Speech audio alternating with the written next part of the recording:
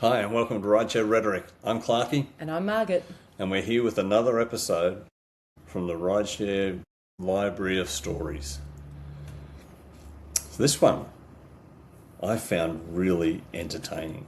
Do you know how I really enjoy people that are open and honest and are prepared to talk about anything?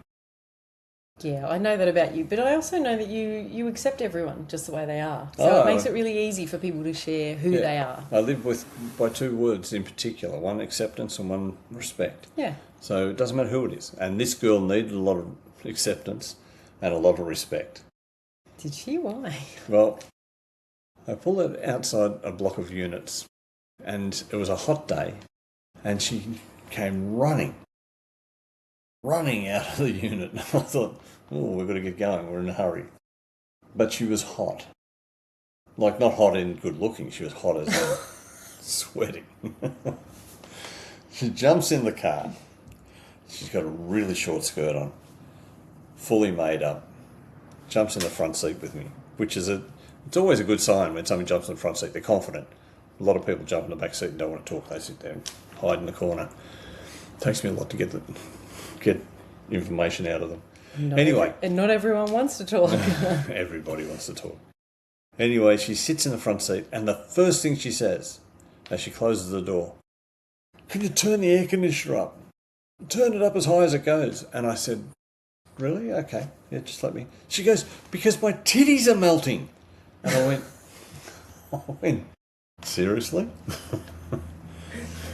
What kind of titties were they? Well, they were hers, but they weren't. And I said, "Well, that must be an unfortunate situation." And she said, "Oh, it's horrible." You said to someone that says about their titties melting, "Oh, that's an unfortunate situation." It is. I call bullshit. That's true. It's true. And she's sitting there and she's getting as close to the air conditioner as possible. And she goes, "You don't understand." I said, "What do you mean?" She goes, "I'm a transvestite." And I said, "I sort of gathered that. You weren't the most feminine looking girl I'd ever seen." And she goes, "Yeah, I'm a chick with a dick." And I said, "This is great. I love people who are prepared to talk about things like this and not hide them." And I said, "That's spectacular. When did you become a transvestite?" And she goes, "Oh, years ago. I love dressing up and now I've moved into a different world." And I said, why are you in town?" And she goes, "I'm working." I said, "What are you doing? What's your work?" Because I'm thinking, I'm not employing this girl. I'm thinking drag queen bingo. Well, it could have been drag queen bingo. Yeah. A drag queen bingo. But instead, she just up and said, "I'm a sex worker." Now, when somebody says that to you, my mind goes into overdrive. I go, wow, how exciting is this? Not because she's a sex worker, but she said that she's a chick with a dick, her titties are melting, and now she's a sex worker. Like, she's being really open and honest. Yeah. So I went, okay. She then went on to say that she's been working in the area for the last couple of weeks. And I said, "Well, how do you get your clients?" Because I'm tipping if she's walking the streets, nobody's picking her up. But she's a local? She came from an apartment? No, she's actually here from one of the cities. Oh, okay. So she's come here for a little stint. And, A working stint. I was going to say working holiday, but not quite. No, this is her work. And anyway, she's telling me, after I asked, how does she get a client? She goes, "Oh, we have a website and people can go on the website and select us, and then I just rock up to the location." I said, "Okay."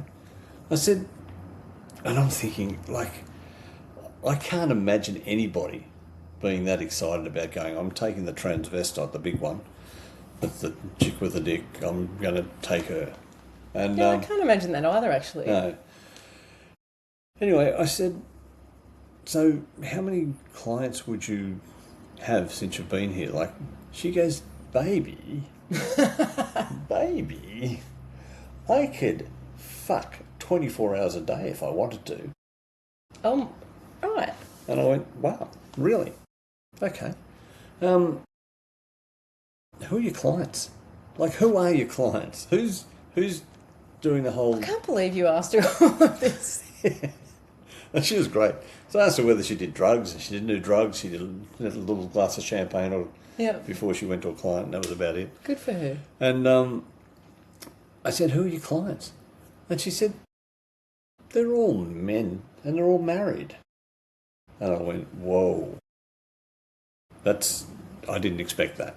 I didn't expect them to be married males. Who did you expect them to be? I have no idea. Single drunk guys. That's what I expected. Yeah, right, okay. Yep. That are just fantasising. But married guys were the majority of her clients. And so then I obviously went, do they like to give or receive?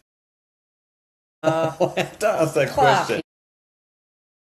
You didn't have to ask that question. Well, it was in my mind. Everybody wants to know that. So there's this saying, think before you speak. Heard of it? I was thinking. So I said, do they like to give or take? And I'm thinking, I really had no idea. And she said, generally they like it both ways. They give and take. I said, okay, that's cool. And I unfortunately, this ride, it's one of those people you want in your car for an hour, because she was honest, and I could have spoken about a whole range of things. Yeah. Like from her colleagues to, they're just never-ending topics. And unfortunately, it was a fairly short ride. She wanted to know where the local or the best Italian restaurant was, and I said, oh, pretty expensive, it's around the corner here. And she goes, money's not a problem. So I dropped her off there. But it was astounding, because I'm sure I've had other working girls, but they've never told me that. They've never been open and honest like that. And she was funny. She was funny, and she actually got out of the car and she said, God, you ask a lot of questions.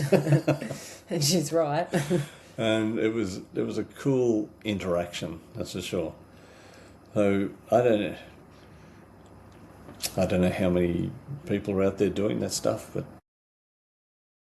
and so after I dropped her off, or just as I dropped her off, she opened the door and got out. I said, I've got one more question.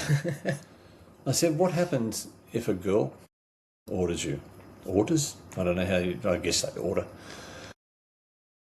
And she took a breath and she looked at me and she went, yeah, baby, I love a girl.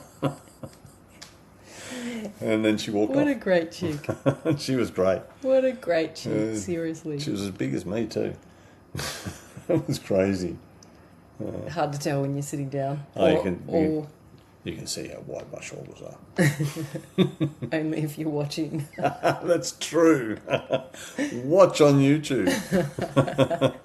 Now, if you like these stories and you like Share Rhetoric, subscribe to me, like this episode, and recommend it to your friends.